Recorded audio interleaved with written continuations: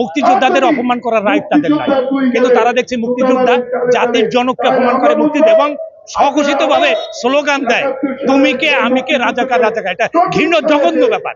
নিজের জীবন যৌবনকে বিসর্জন দিয়েছি, এটা মুক্তিযোদ্ধার কথা, এটা আমাদের দাবি নয়, এটা আমাদের অধিকার। বাংলাদেশের ভূখণ্ড যতদিন থাকবে মুক্তিযোদ্ধার পতাকা, যতদিন থাকবে মুক্তিযোদ্ধারা ততদিন এই কোঠা থাকবে ইনশাআল্লাহ। আমাদের নতুন করিয়া কোনো দাবি নাই, আমাদের দাবি আমাদের কোঠা ছিল ওই কোঠা বহাল থাকবে।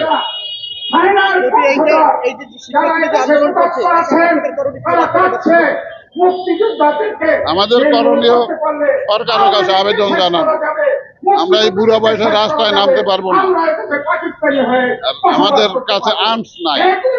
সুতরাং যার যার অন্তত সুচিন্তিত মতামতে আমাদের মুক্তিযোদ্ধার কোঠা বহাল থাকুক এই দাবি করি। 250-টিরও বেশি ডিজাইন অপশন নিয়ে ওয়ালটন স্মার্ট ফ্রিজ, বোঝে আপনার প্রয়োজন।